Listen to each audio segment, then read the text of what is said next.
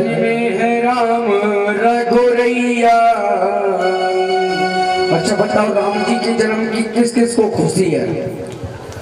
सबको खुशी है। तो मुझे पक्का पता है सबको खुशी, तो सब नृत्य करके भगवान को मनाएंगे, हैं? नाचते हुए और गाते हुए भगवान की बधाई गाते हुए और भगवान को मनाएंगे, लेकिन अपनी अपनी जगह पर खड़े होकर अपनी जगह से आगे नहीं आएंगे। तो बताइए किस किस को खुशी है? सबको? तो सब नृत्य करके मनाएंगे भगवान को, पक्का? तो आइए। जन्मे है राम रघुरैया, बाजे बधैया।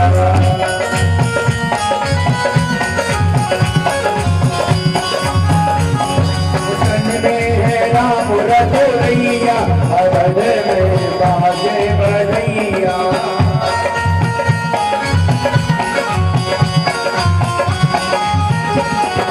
बाजे बधैया देखो, बाजे बधैया। बाजे बधैया देखो, बाजे बधैया।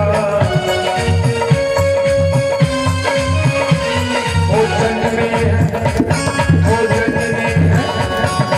जन्मे है राम रघुरैया, अवध में बाजे बधैया। राम रघुरैया, अवध में बाजे बधैया। झूमते हुए मस्ती में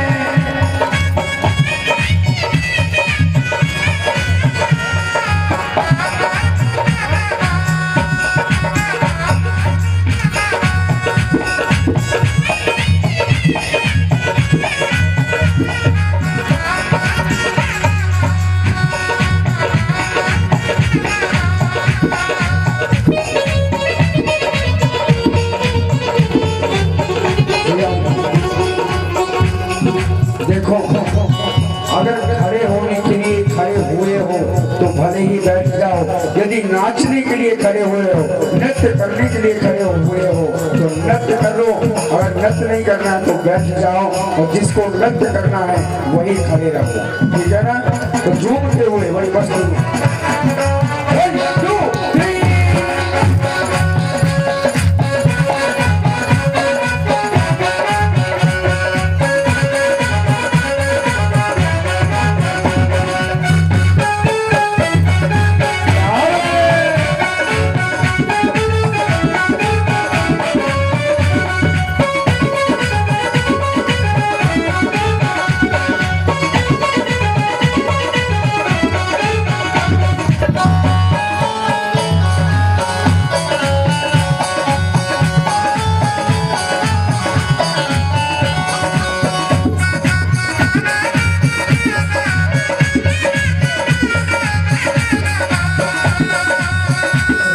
लुटावे हीरा मोती, राजा लुटावे हीरा मोती। राजा लुटावे हीरा मोती, राजा लुटावे हीरा मोती। रानी लुटावे रुपैया।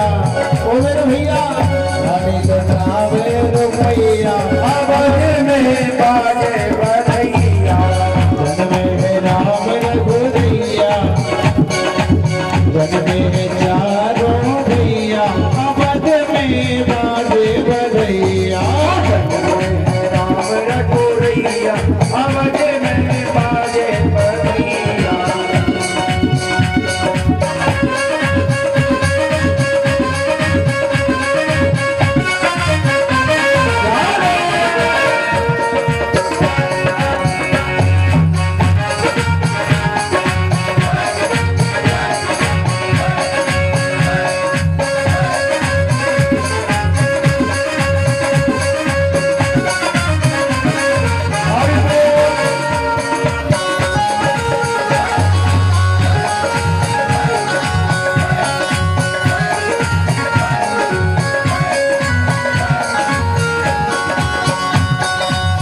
राजा लुटावे धन और दौलत, राजा लुटावे धन और दौलत, राजा लुटावे सकल भैया।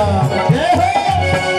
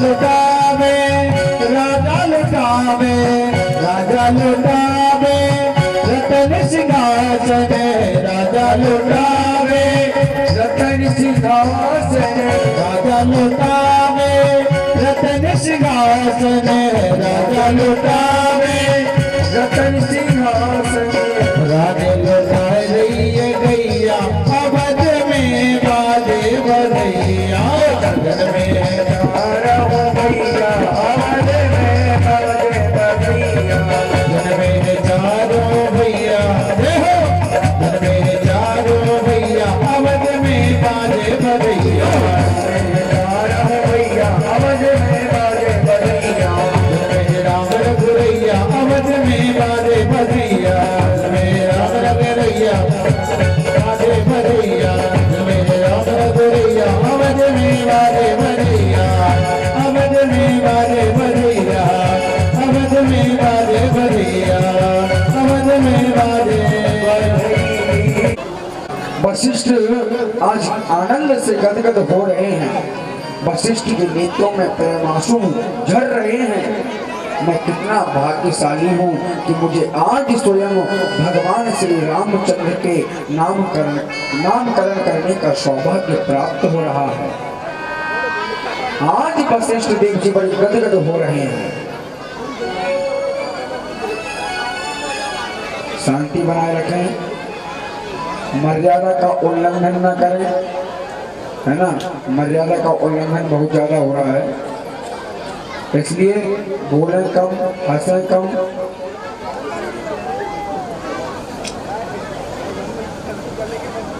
आज वशिष्ठ जी बहुत गदगद हो रहे हैं कि मैं कितना बड़ा सौभाग्यशाली हूँ कि प्रभु श्री रामचंद्र के नामकरण करने का मुझे सौभाग्य प्राप्त हो रहा है। आज वशिष्ठ जी नामकरण कर रहे हैं। लाखों नर नारी एकत्रित हैं इस झांकी के दर्शन करने के समवेत रूप में। तुलसीदास जी के शब्दों में सुनिए तुलसीदास जी किस प्रकार सुंदर शब्दों में गायन कर रहे हैं।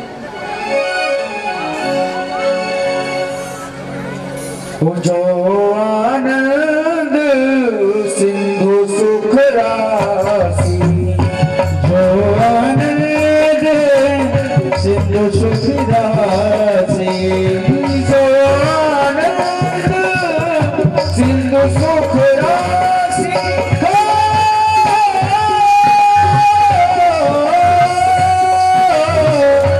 जो आनंद सिंधु सुख राशि,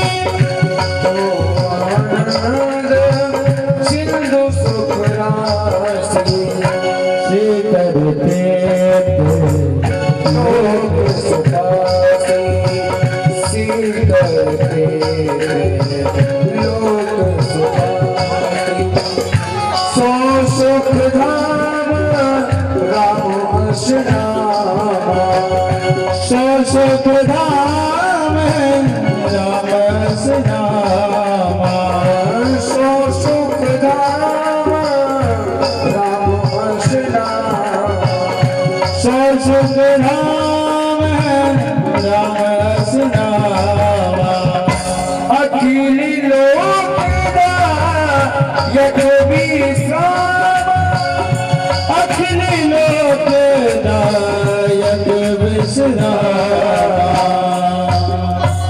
विश्वभरण पोषण कर जोई, विश्वभरण पोषण कर जोरी, विश्वभरण पोषण कर जोई, विश्वभरण पोषण कर जोरी, काके नाम भरत अस हो, ताकर नाम भरत अस होय।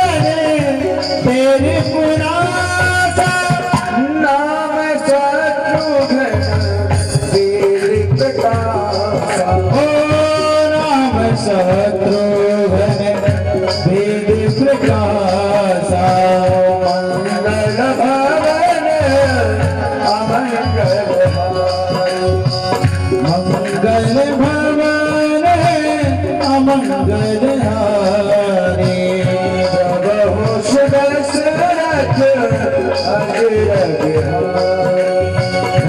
बहु सुदशरथ बिहारी त्रैलोक सुपासी जो सो सुख धाम राम असनामा अखिल लोकदायक विश्रामा विश्व भरण पोषण कर जोई ताकर नाम भरत अस होई जाके सुमरन तेरे पुनासा नाम शस्त्रोघन वेद प्रकाशा। महात्मा वशिष्ठ देव बड़ा सुंदर नामकरण कर रहे हैं। महात्मा दशरथ जी मैं क्या नामकरण करूं आपके पुत्रों का। महारानी कौशल्या की गोद में जो बालक बैठा है आप जानते हैं वो कौन है। परात्पर अखिलेश परम ब्रह्मांड नायक मर्यादा पुरुषोत्तम भगवान श्री रामचंद्र। आनंद के सिंधु हैं और इन आपके ज्येष्ठ पुत्र का नाम रखता हूं मैं श्री रामचंद्र। योगियों के हृदय में जो रमण करते हैं उसे राम कहते हैं। ऐसा श्री राम का मंगलमय चरित्र है। और लक्षण धाम सुराम प्रिया सकल जगत आधार गुरु वशिष्ठ तेहि राखिए लक्ष्मण नाम उदार।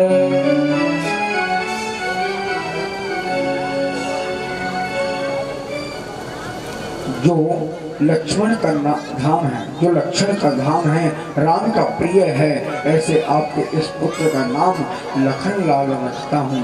इसी तरह महात्मा वशिष्ठ देव ने चारों पुत्रों का नामकरण किया। राम लखन भरत शत्रुघ्न चारों भाइयों का नामकरण किया।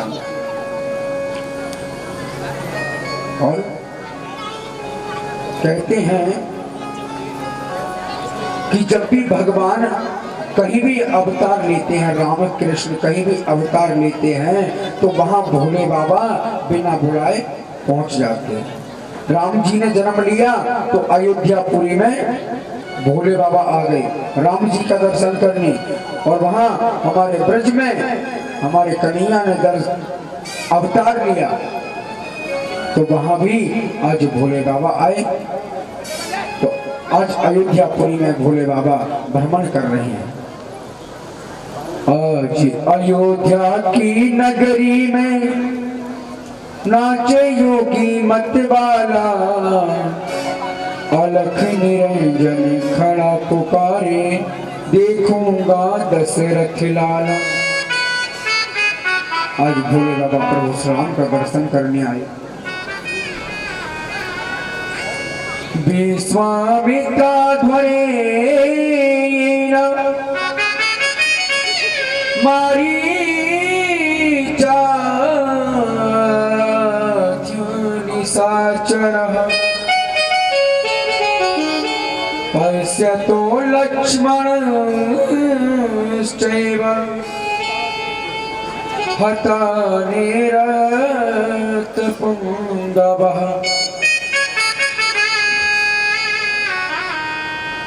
आज विश्वामित्र जी राम जी को लेने आए। बहुत ही सुंदर प्रसंग है। राम जी का विवाह श्री राम कथा जो आपको संक्षिप्त में सुनाई जाएगी। उसके बाद में हमारे प्रभु श्री कृष्ण का जन्म उत्सव आप मनाएंगे। कुछ ही समय आपको देना है। अभी हमारे प्रभु श्री राम जी का जन्म हुआ, थोड़ा उनका विवाह भी कराना है। राम जी का विवाह कराने के बाद सीधे अपन चलेंगे हमारे कन्हैया की जन्म की ओर और कन्हैया का जन्म बड़ी धूमधाम से मनाएंगे।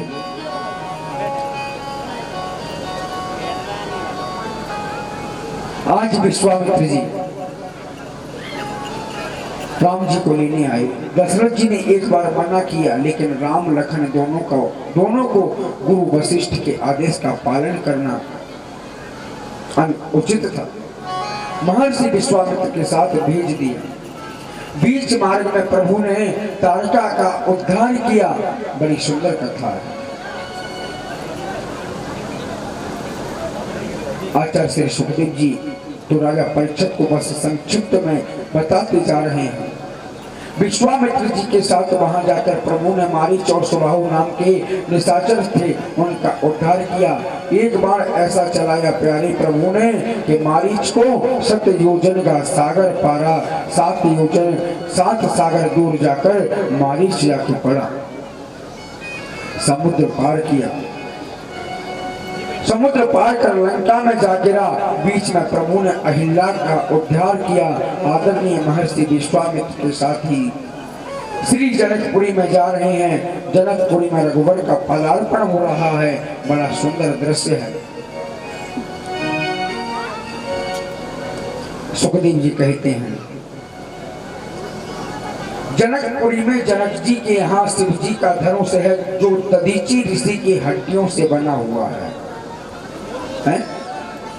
दधीचि ऋषि की हड्डियों से बना हुआ जो धनुष है, जनकपुरी में रखा हुआ है।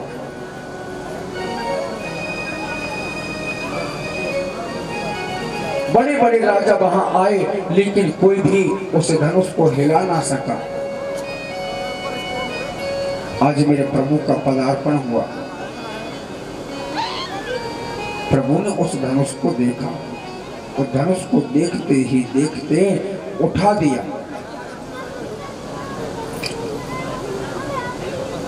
क्योंकि रघुवर को अपने गुरु वशिष्ठ जी के आदेश का पालन करना था, और आदेश का पालन किया भी। विनम्रता के साथ प्रणाम करके धनुष को उठाया, और जितनी देर में प्यारे अपनी आंखों के पलक नीचे गिरते हैं, उतनी ही देर में मेरे प्रभु श्री राम ने उस धनुष को तोड़ दिया।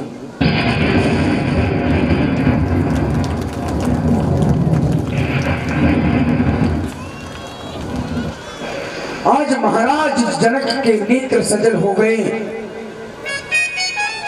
मेरे जीवन का परम सौभाग्य सीता का सीता स्वयंवर आज हुआ है। मैं यही चाहता था कि मेरी सीता जैसी पुत्री के लिए कोई सुंदर सुयोग्य वर मिले, लेकिन आज वो वर मुझे मिल गया है अपनी पुत्री के लिए।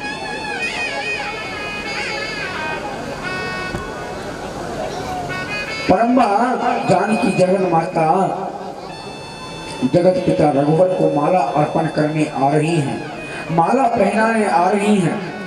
प्यारे, जब शादी विवाह होता है तो शादी विवाह में मजाक किया जाता है। जब तक मजाक नहीं होता, विनोद नहीं होता, तब तक आनंद नहीं आता है। बड़ी बड़ी परातों में हल्दी घोर लेते होते, थप्पड़ हुआ थापे पीठ पर मचा देते। बेचारे कई लोग तो गिर जाते हैं, पीठों पर थापे उछड़ जाते हैं, आंखों में आंसू आ जाते हैं। हाँ, और कई जगह तो ऐसा हो जाता है जैसे कोई बाराती खड़ा हो आंगन में जाके, और कोई लेडीज थापे देने के लिए जाए, और जैसे थापे देने को हुए हो थापे देने को, तो तुरंत वो आदमी हट जाते और नीचे गिर जाती है। तो ये भी हंसी मजाक है भाई, इसमें कौन सी बुरी की बात है? तुम उसको थापे मारो तो वो भी मजाक कर रहा है। तो यही बहुत आनंद के साथ में विवाह रचाया जा रहा है। माता परम्बा जानकी रघुवर को माला अर्पण करने आई। जब विवाह शादी होते हैं, विवाह शादी जब होते हैं तो क्या क्या बोलते हैं, उसे बधाई गाए जाते हैं, बन्ना बन्नी गाए जाते हैं, लगुन गाई जाती हैं, और क्या बोलते हैं उन्हें, फूकरा बोलते हैं, सोई सोए जो गाते हैं, गला बैठा लेते हैं गागा के चिल्ला चिल्ला, और गाली लगन ना जाने क्या क्या गाते हैं प्यारे। तो आइए प्रभु श्री राम के विवाह के बीच में ही अपन एक सुंदर सी गाली नहीं गारी, गाली और गाली में बहुत फर्क होता है प्यारे, है ना। तो आइए प्रभु श्री राम के सुंदर से विवाह की समक्ष ही सुंदर गाली का आनंद लेते हुए। तो आज जनकपुरी की नारियां वहां पर उपस्थित हैं। आप ही तो नहीं हो जनकपुर की नारी हैं जो कि प्रभु श्री राम को गाली सुनाने आई हो। आज जनकपुरी की नारी वहां पर उपस्थित हैं। तो प्यारे जो हमारे राम जी हैं उनका मुकुट कम से कम 1.5 फुट का है, 1.5 फुट ऊंचा मुकुट है। अब माता जानकी कैसे उनको माला अर्पण कराएं, बहुत ऊंचे हैं और माता हमारी जानकी बिल्कुल छोटी है। तो वहां जनकपुरी की नारी गा रही है क्या, तो तुम सुनिले हो चतुर सुजान सजन सुंदर गारी। तुम सुनिले हो चतुर सुजान सजन सुंदर गारी। तुम सुनिले हो चतुर सुजान सजन सुंदर गारी। तुम सुनिले हो चतुर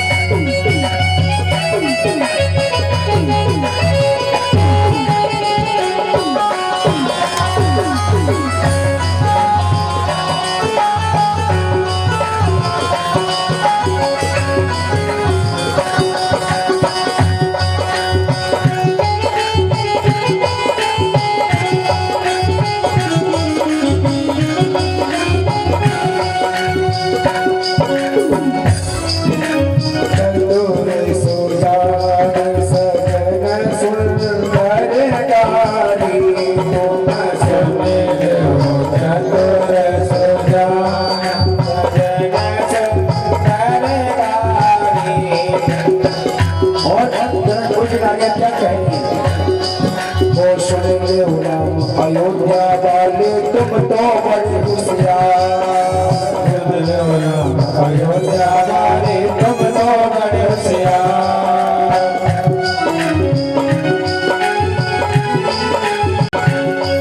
तो सुन ले हो अयोध्या वाले तुम तो बड़े होशियार। सुन लो राम अयोध्या वाले तुम तो बड़े होशियार। बिहारी मैया ने खीर खाई के, तुम्हारी मैया ने खीर खाए गए। और तुम्हारी मैया ने खीर, और बिहारी मैया ने खीर खाई के जाए दिए सुख चार। बिहारी मैया ने खीर खाए के जाए दिए सुख चार। हम के अवतारी तुम सुनिले हो चतुर सुजान।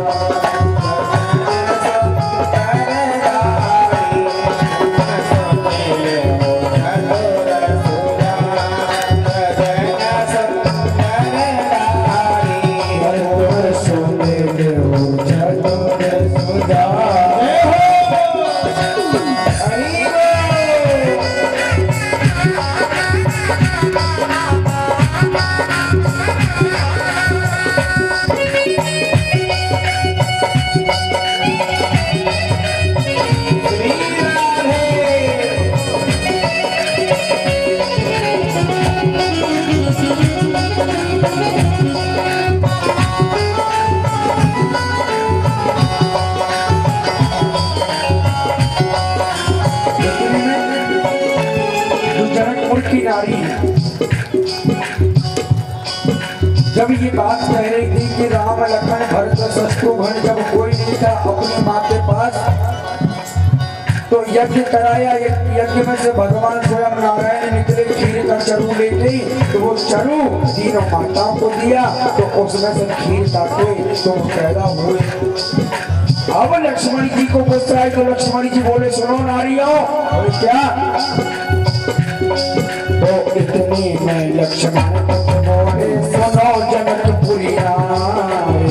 इतने में लक्ष्मण बोले सुनो जनकपुरी नारी। इतने में लक्ष्मण बोले सुनो जनकपुरी नारी।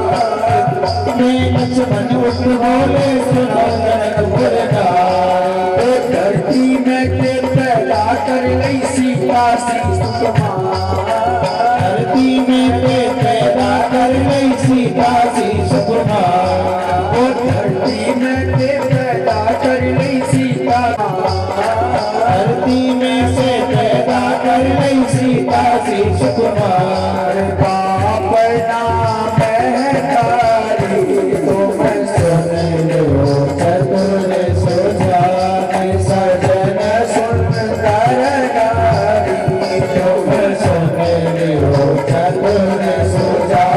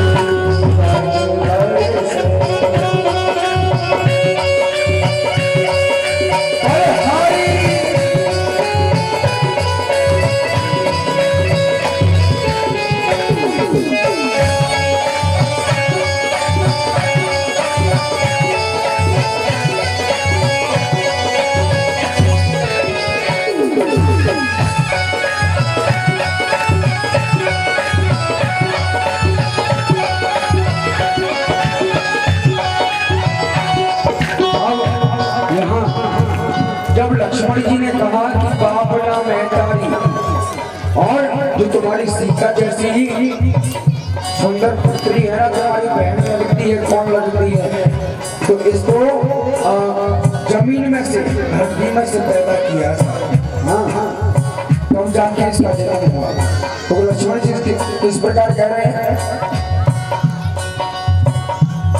ओ इतने में लक्ष्मण बोले सुनो जनकपुरी इतने में लक्ष्मण बोले सुनो जनकपुरी ओ इतने में लक्ष्मण बोले सुनो जनकपुरी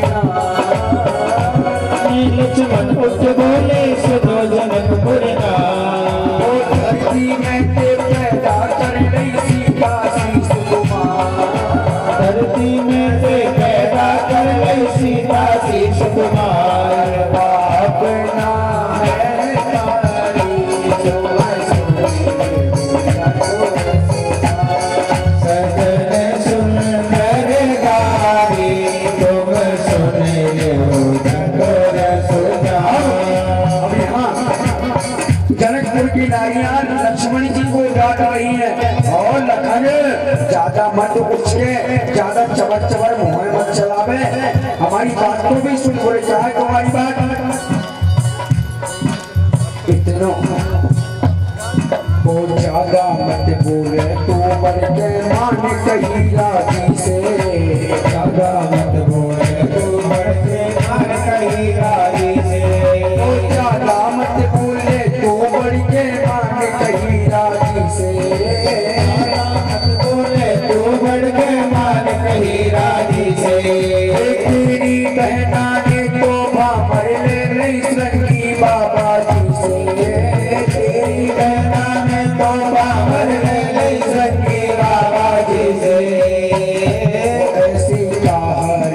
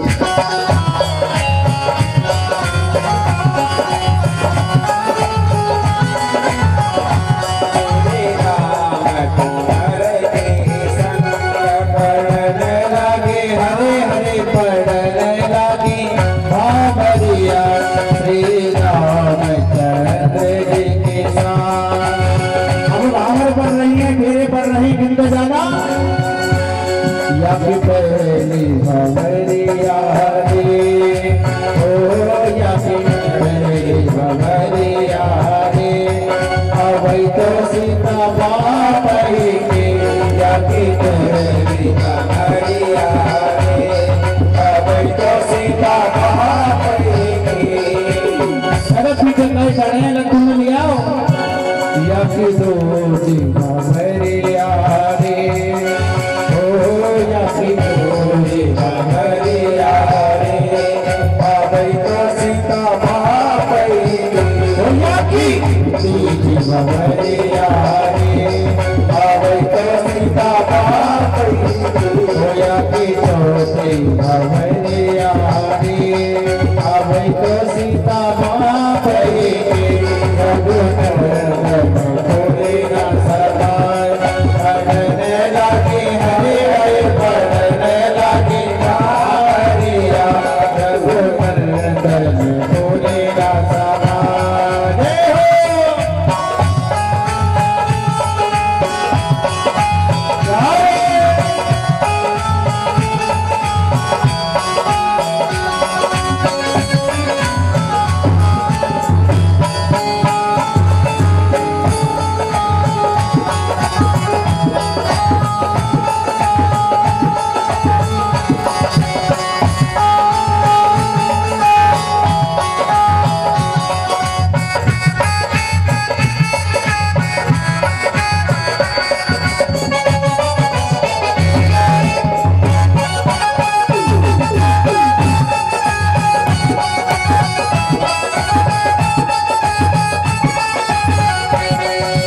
कितनी भावना हो गई। या की पांचवी भंवरिया रे, ओ या की पांचवी भंवरिया रे, ए मेरे से कवाले भाई। पढ़ने लागी हरे हरे पढ़ने लागी भंवरिया, या की पांचवी भंवरिया रे, अवै तो सीता बाई के। रघुनंदन भोले ना सदाय, ओ या की छठवीं भंवरिया रे, या की छठवीं भंवरिया रे, अवै तो बेटी बाई के। या की सातवीं भंवरिया रे, ओ या की सातवीं भंवरिया रे, अब है गई सीता, अब है गई सीता, अब है गई सीता राम लगे। रघुनंदन भोले ना सदाय, रघुनंदन भोले ना सदाय, रघुनंदन भोले ना सदाय। पढ़ने लगी हरे हरे पढ़ने लगी भंवरिया, रघुनंदन भोले ना सदाय, रघुनंदन भोले ना सदाय, रघुनंदन।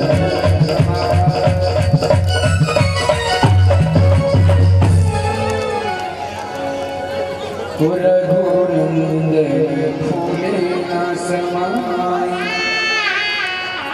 पढ़ने लगी भंवरिया। बड़ा सुंदर विवाह हुआ। आज यहाँ देखिए विवाह से पूर्व ही राम जी का जो मुकुट पहने हैं वो कम से कम 1.5 फुट ऊंचा है, और सीता की बेचारी छोटी सी माला कैसे पहना है।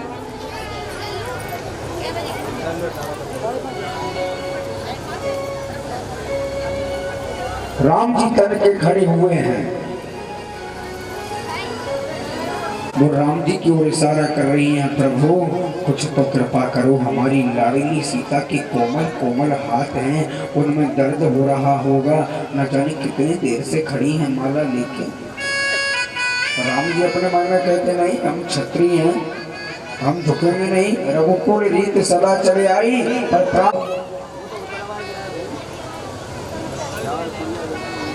ऐसा आनंद उत्सव लोगों ने राम विवाह का मनाया, शायद उस खुशी की नजर लग गई थी।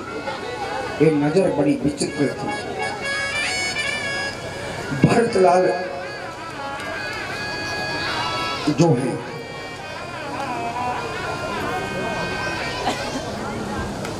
सबसे प्रथम आपको बताएं, श्री जानकी जी का विवाह राम जी से हुआ, और उर्मिला जी का विवाह लखन लाल से हुआ, और मांडवी जी का विवाह भरत लाल से हुआ, सुकृति जी का विवाह श्री शत्रुघ्न लाल से हुआ। जनकपुरी में आज बहुत आनंद मनाया जा रहा है, लेकिन आज उसी आनंद को किसी की नजर लग गई। आज भरतलाल अपने मामा के घर गए, साथ में शत्रुघ्न लाल भी हैं। बिघ्नेश्वरी देवी का अयोध्या में प्रवेश हुआ, और बिघ्नेश्वरी देवी ने मंथरा की बुद्धि को विकृत पैदा कर दिया। मंथरा के द्वारा महारानी कैकेयी के विचारों को बदल दिया गया, और कैकेयी ने वे दोनों वर दशरथ जी से मांग लिए। पहला वर यह है कि भरत को राज्याभिषेक, और दूसरा वर यह है कि राम को 14 वर्ष का वनवास मिल जाए। ये 2 वर मांग लिए हैं। आचार्य सुखदेव जी कहते हैं, राजन राम कौन है? राम विग्रहवान धर्म, साक्षात राम साक्षात धर्म के अवतार हैं।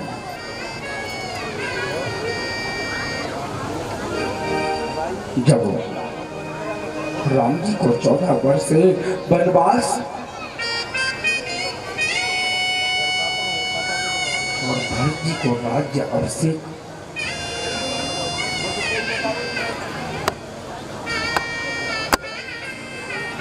भरत जी ने सुना कि मुझे भगवान भैया श्री राम को राज्य अभिषेक ना देते हुए मुझे राज्य अभिषेक दिया जा रहा है।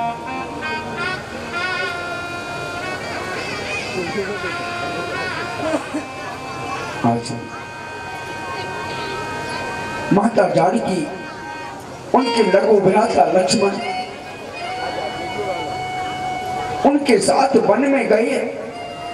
सुखदेव जी कहते हैं, परीक्षित मुझे लगता है कि राम के चरित्र का एक आदर्श पात्र उर्मिला भी है। लक्ष्मण जी ने वन में जाते समय उर्मिला से कह दिया कि 14 वर्षों तक हम वन में रहेंगे, और 14 वर्षों के बाद में जब हम घर में लौट के आएंगे, 14 वर्षों तक तुम्हारी आंखों में आंसू नहीं होने चाहिए, तुम्हें शोक नहीं मनाना चाहिए। माता सुमित्रा ने जो उपदेश लक्ष्मण जी को दिया वो अद्भुत है। लक्ष्मण जी महाराज एक बार क्रोधित हुए पिता के प्रति। राम जी ने कहा, ऐसा नहीं सोचते।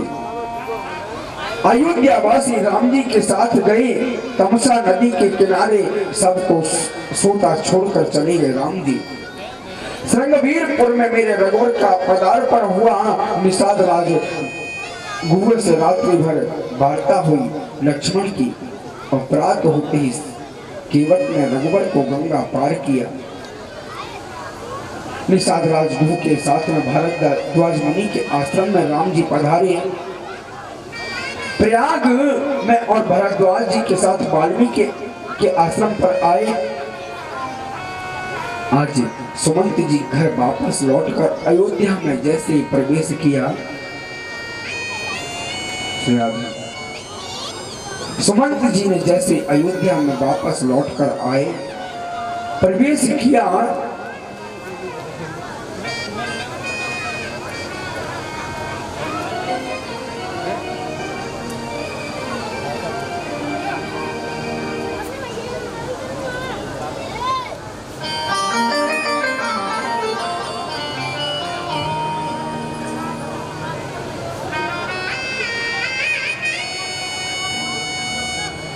आज सुमंत प्यारे जैसे अवधपुरी में अयोध्या में वापस लौटकर आया,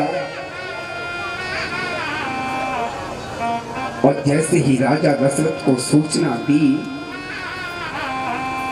राम को आज अयोध्या से गए पूरे 6 दिन हो गए।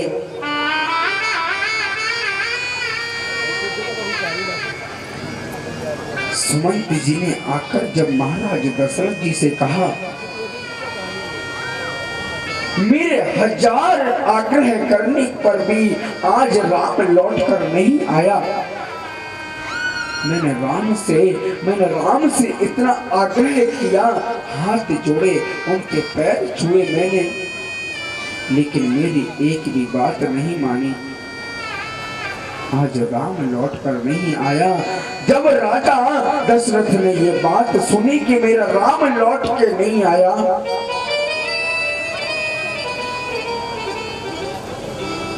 तो राजा दशरथ ने क्या किया? राम राम कही, राम कही, राम राम कही, राम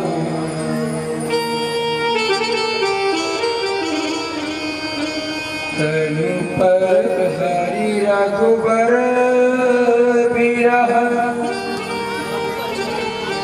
राव गयो सुरधा।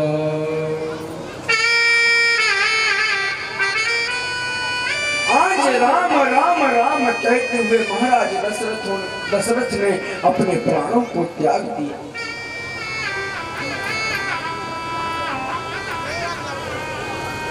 स्वर्ग को चले गए। देवराज इंद्र के आगे सिंहासन पर श्री दशरथ विराजमान हैं। प्यारे, जिस दिन से मेरे रघुबर 14 वर्ष के लिए वनवास को गए, उस दिन से अवधपुर के वासियों ने, किसी भी अवधपुर वासी ने भोजन तक नहीं किया, ढंग से भोजन तक नहीं किया, अपने घर में मंगल गीत नहीं गाए किसी भी अवधपुरवासी ने।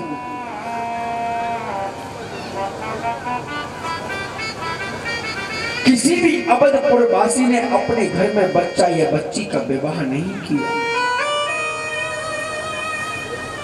अवधपुरवासी सोचते हैं कि जब हमारा राम हमारी अवधपुरी में हमारी आंखों के सामने नहीं है,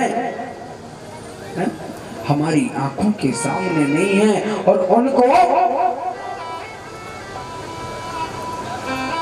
उनके पीठ पीछे यदि हम मंगल गीत गाएं, दीपक जलाएं,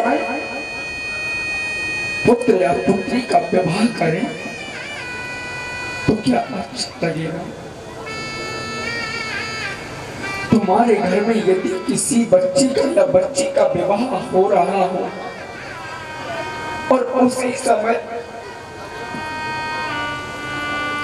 तुम्हारे घर से कोई बालक या कोई पुरुष, कोई व्यक्ति तुम्हारे घर से चला जाए और उस व्यक्ति को अपने घर में ना देखते हुए कितना दुख होगा कि बताओ, हमारे घर में शादी है और शादी के एक दिन पहले हमारे घर से कोई व्यक्ति जा रहा।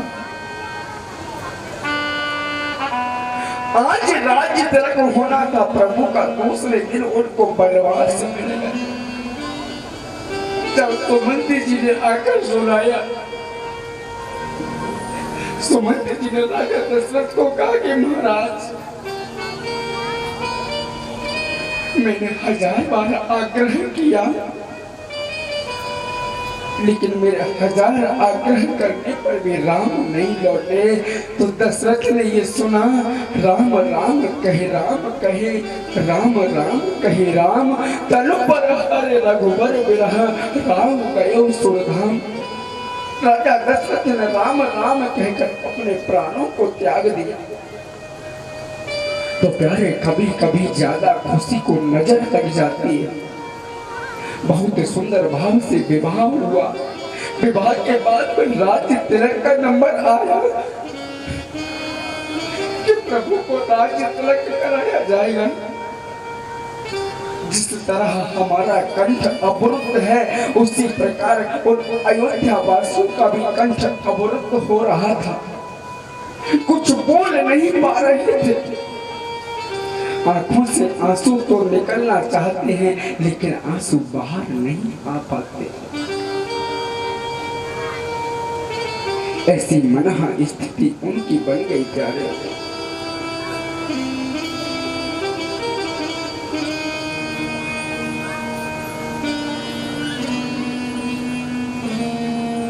प्यारे, मंथरा एक अद्भुत ऐसा पात्र है।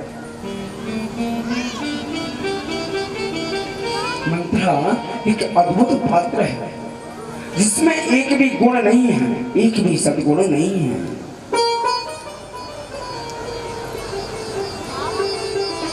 राम जी एक ऐसे थे जब गुरु आश्रम में रहा करते थे। तुलसी बाबा अपनी चौपाई के माध्यम से कहते हैं, प्रातः काले उठे के रघुनाथ, ओ प्रातः काले उठे के रघुनाथ, प्रातः काले उठे के रघुनाथ, ओ प्रातः काले उठे के रघुनाथ, माते पिता गुरु नाम ओ माते पिता गुरु नाम ओ गुरु ग्रह पढ़न गए रघुराई, गुरु गृह पढ़ने गए रघुराई, अल्प काल भी ज्ञान पाई, अल्प काल में सब पाई, श्री राम जय राम जय जय राम, श्री राम जय राम जय जय राम, ओ श्री राम जय राम जय जय राम, श्री राम जय राम जय जय ओ श्री राम जय राम जय जय राम, श्री राम जय राम जय जय राम।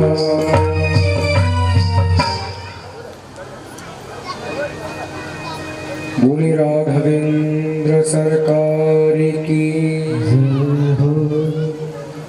सभी श्रोताओं ने बड़ा ही सुंदर सूर्यवंश की कथा का श्रवण किया। देखो भाई, जिस प्रकार हमारे श्री सुखदेव जी ने संक्षिप्त में राम कथा सुनाई राजा परीक्षित को, उसी प्रकार मैं आपको संक्षिप्त में सुनाऊंगा, क्योंकि समय का अभाव है, समय अपने पास नहीं है। क्योंकि समय अब कितना हो चुका, 4 मिनट की देरी है, 6 बजने हैं। तो अब अपन सीधे चलते हैं कहाँ, चंद्रवंश में प्रवेश करते हैं और प्रभु श्री कृष्ण को मनाते हुए।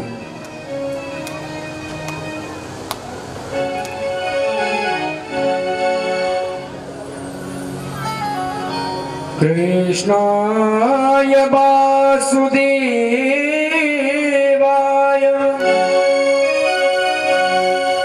हरे परमात्मने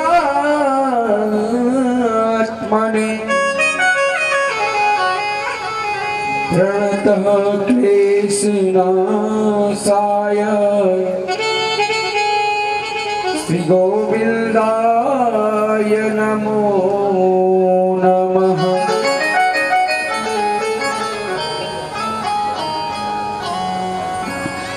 श्री शुक उवाच। आचार्य श्री सुखदेव जी कहते हैं, राजन परीक्षित तो श्री आयाति महाराज के सबसे बड़े पुत्र थे, जिसका नाम है यदु। इन्हीं महाराज यदु के वंश में कई पीढ़ियों के बाद एक राजा हुए, देवमीड़, और देवमीड़ के राजा के 2 पत्नियां थी। एक पत्नी के 2 पुत्र हुए, अर्जन्य और पर्जन्य। दूसरी पत्नी का पुत्र हुआ सूरसेन। अर्जन्य पर्जन्य के 9 पुत्र हुए, जिन्हें हम नववंद कहते हैं। नंद बाबा जो गोकुल में रहते हैं, और दूसरी पत्नी के बेटे हैं सूरसेन। सूरसेन के पुत्र वसुदेव आदि हुए। सुखदेव जी कहते हैं, राजन, वसुदेव जी की 7 पत्नी हैं। कौन कौन सी? गौरवी, रोहिणी, भद्रा, मदिरा, रोचना, इला, देवकी प्रमुखा आसन अत्यंत दुभे। ये 7 पत्नी है, सबसे छोटी देवकी है। दूसरे नंबर की पत्नी जो रोहिणी है, उनके पुत्र जल्दी नहीं हुए और देवकी के जब 6 पुत्र हो गए तब रोहिणी के पहला पुत्र हुआ बलराम। और सबसे छोटी महारानी देवकी के 8 पुत्र हुए राजन। 8 में सबसे बड़े का नाम है कीर्तिमान। कीर्तिमान से लेकर 6 पुत्रों को नष्ट कंस ने कर दिया, मार दिया। और 7वां पुत्र जो देवकी का है उन्हें हम बलराम कहते हैं। 8वीं संतान के रूप में मेरे गोविंद का प्रागट्य हुआ, कन्हैया का अवतार हुआ, मथुरा में जन्म लिया, गोकुल में पलना झूले, वृंदावन में जाकर लीला की और रमण रीति में जाकर माटी का गोला मुख में रखा और गोपियों के घर में जाकर माखन की मटकी फोड़ी। तो उसी प्रकार सुखदेव ने पूरी कृष्ण कथा कही। सारी सभा स्तब्ध रह गई। हजारों संत बैठे हैं श्रोता बनकर, सब शांत हैं। सुखदेव जी चुप हो गए। अब राजा परीक्षित सुखदेव जी की चेहरे की ओर देख रहे हैं, सुखदेव के मुखारबिंद को देख रहे हैं। बोले गुरुवर, इतनी जल्दी कृष्ण कथा हो गई? कि हाँ बिल्कुल कृष्ण कथा हो गई, अभी तो तुम्हें सुनाई। राजा बोले पूरी हो गई? बोले हाँ। आपने जो चंद्रवंश और सूर्यवंश सुनाया मुझे बहुत अच्छा लगा, लेकिन कृष्ण कथा सुनाने में तुमने बहुत कंजूसी कर गई, मुझे बिल्कुल अच्छा नहीं लगा। बोले कैसे?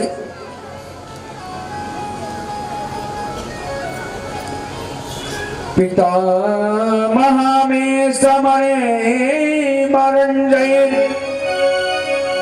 देवव्रत रथे स्थिति मिंगिलय।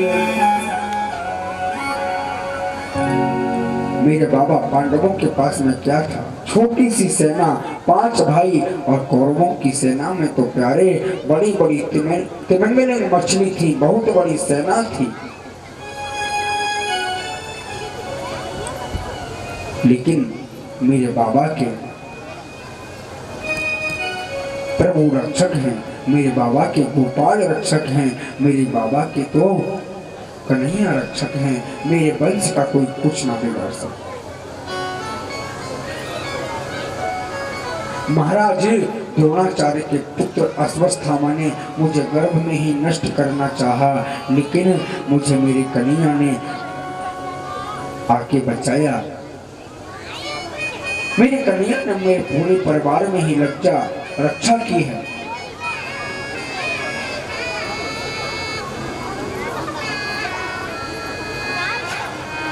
आज सुखदेव जी कहते हैं, राजन कृष्ण कथा सुनते सुनते मेरा मन ऐसा हो गया है, ना तो अब मुझे भूख लगती है ना प्यास लगती है। अब तो मन यही करता है कि जब तक आप मुझे कथा सुनाओ तब तक मैं कथा सुनता जाऊं।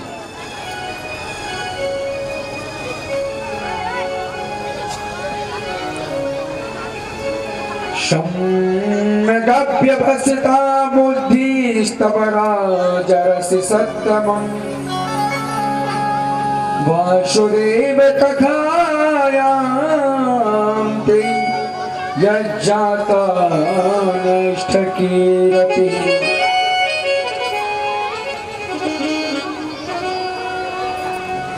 वसुदेव गृहे साक्षात् भगवान पुरुषः परः जनिष्यते तत् प्रियार्थं संभवन्तु सुरस्त्रियः। आज यहाँ ब्रह्मा जी कहते हैं, ब्रह्मा ने कहा मथुरा में वसुदेव नाम के राजा होंगे। वसुदेव जी की पत्नी देवकी के गर्भ से नारायण कृष्ण रूप में अवतरित होकर जाएंगे।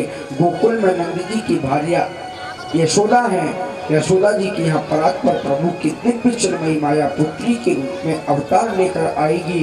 हे माता पृथ्वी, आप सबके कष्ट की निवृत्ति होगी, मुझे ऐसा लगता है।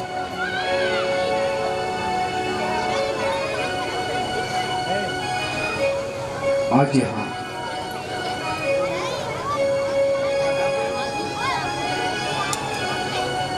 उग्रसेन जी के यहाँ एक संतान का जन्म हुआ, तो उग्रसेन जी ने उस संतान को लता पत्ताओं में लपेटकर यमुना जी में बहा दिया। और सूरसेन जी यमुना के किनारे तपस्या कर रहे थे। जब सूरसेन जी ने नजर डालकर देखा कि यमुना में क्या बहा जा रहा है, तो जब जाकर देखा कि उसमें एक बालक बह रहा था, सूरसेन जी ने उस बालक को उठाया और बालक को उठाकर अपनी गोद में ले लिया। गोद में लेकर वह अपनी घर की ओर चल दिए, घर ले गए। आज उसी बालक को आकाशवाणी हुई।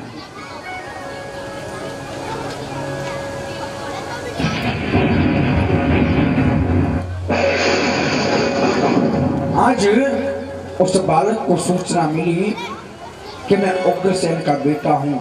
रात्रि में उठकर कैलाश पर्वत पर चला गया और कैलाश पर्वत पर जाकर खूब भगवान शंकर की तपस्या करने लगा। शिवजी ने एक धनुष उसे दे दिया। किसे? कंस को। शिवजी ने कंस को धनुष दिया और कहा कि कंस, इस धनुष को जो तोड़ेगा वो तुझे छोड़ेगा नहीं। मैं तुझे दे तो रहा हूं ये धनुष, लेकिन इस धनुष को जो तोड़ेगा वो तुम्हें छोड़ेगा नहीं। अगासुर, बकासुर, व्योमासुर, अरिष्टासुर, केसी, धेनुकासुर, बड़े बड़े राक्षसों को कंस ने अपनी सेना में सम्मिलित कर लिया। मथुरा पर आकर चढ़ाई कर दी, सब यज्ञ विध्वंस कर दिया। आज कंस के मन में एक और भाव आया कि देवकी का विवाह कर दूं। चाचा की पुत्री है, छोटी बहन है। वसुदेव जी के साथ देवकी का विवाह संपन्न हो रहा है। विवाह करने के बाद में जब कंस देवकी को विदा करने जा रहा था, रथ में बैठाया। रथ में जैसे ही बैठाया, आकाशवाणी हुई, अरे कंस, जिस देवकी को तू विदा करने जा रहा है, इसी देवकी का अष्टम गर्भ तेरा काल होगा।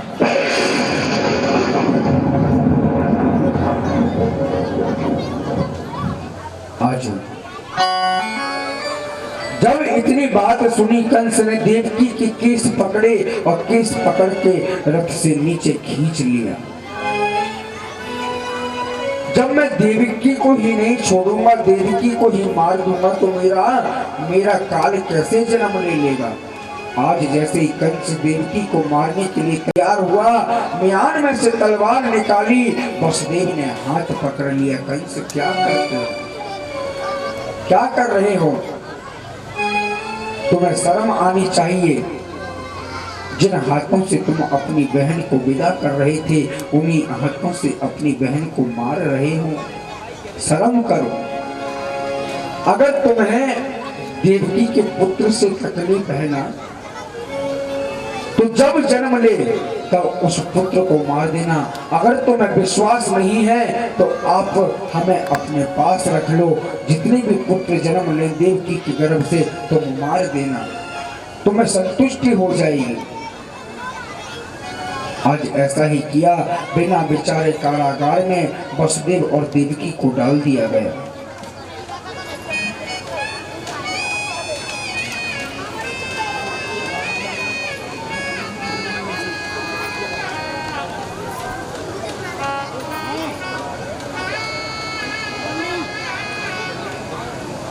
आज कंस को नारद जी ने और आकर भड़का दिया। नारद जी आए, कंस ने पूछा, महाराज ये बताओ, मेरा काल जन्म लेगा तो मैं उस काल को पहचानूंगा कैसे? तो नारद जी कहते हैं, भैया तुम्हें पूछ रहे तो चलो तुम्हें बता देता हूँ। बोले कैसा होगा? काला काला होगा, मुरली बाला होगा, पेट में 1.5 हाथ की दाढ़ी वाला होगा। अच्छा बताओ, पेट में 1.5 हाथ की दाढ़ी होती है? होती है। लेकिन नारद जी कह रहे हैं कंस को, पेट में 1.5 हाथ की दाढ़ी वाला होगा, काला काला होगा, मुरली वाला होगा।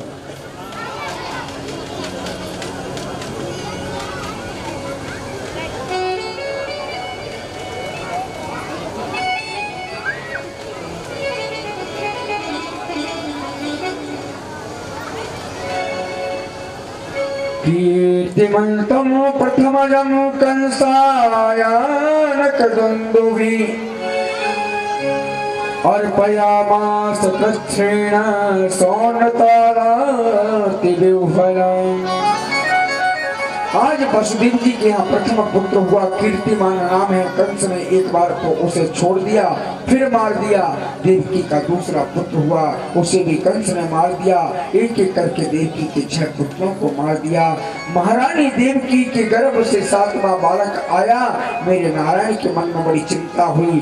प्रभु ने सोचा, माता देवकी के गर्भ में जो बालक है, ये तो मेरे लक्ष्मण जी हैं, ये तो मेरे शेष नाग के अवतार हैं, इनको बचाना होगा। परंतु महाराज कंस तो जन्म लेते ही मारने चले आते हैं, इसलिए शेष को बचाना चाहिए। प्रभु ने योग माया को बुलाया। परीक्षित ने पूछा, क्यों गुरुवर? रामचरित्र में जब छोटे भैया थे तो ये बड़े भैया बनकर क्यों आ रहे हैं? तो सुखदेव जी कहते हैं, परीक्षित वो बात ये थी कि जब भगवान श्री राम को वनवास हुआ तो वही वन में लखनलाल भगवान श्री राम के चरण दबाते थे, तो भगवान लखनलाल से मना कर देते थे कि नहीं लाला, अब मेरे चरण मत दबाओ, तुम थक गए होंगे। तो आज यहाँ सुखदेव जी वर्णन कर रहे हैं, राजन परीक्षित बड़े इसलिए बन के आए हैं कि बड़े बनने से उन्हें सेवा का मौका मिलेगा। हाँ, खुद अपनी नहीं करवाएंगे, आ गई मन में तो लाला की ही सेवा कर देंगे।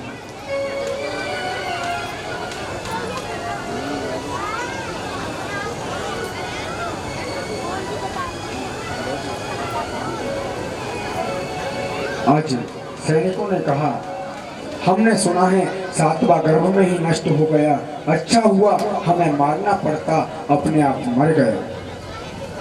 योग माया को आदेश दिया और जो बालक था बलराम, उस बालक को रोहिणी नक्षत्र में ही आज रोहिणी के गर्भ में प्रवेश करा दिया योग माया के द्वारा।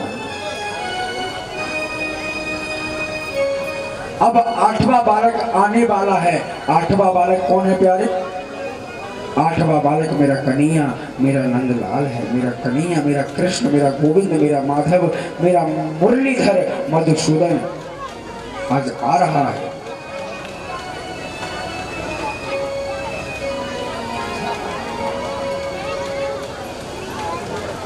जब देवताओं को जब पता चला कि भगवान अवतरित होने वाले हैं, सब देवताओं ने मेरे गोविंद का मंगल में स्तुति किया। असल में इस गर्भ की सारी दुनिया स्तुति करती है। अब हमारे कन्हैया तुम्हारे समक्ष आ रहे हैं। हमारे छोटे से गोपाल की झांकी तुम्हारे सामने आ रही है। बड़ा सुंदर दर्शन है मेरे कन्हैया के जन्म का। बोली कृष्ण कन्हैया लाल की जय हो। हमारे कन्हैया का दर्शन करेंगे। आज हमारे कन्हैया अवतरित होकर आ रहे हैं, बड़ा उत्साह मनाएंगे। हमारी जो माता यहाँ से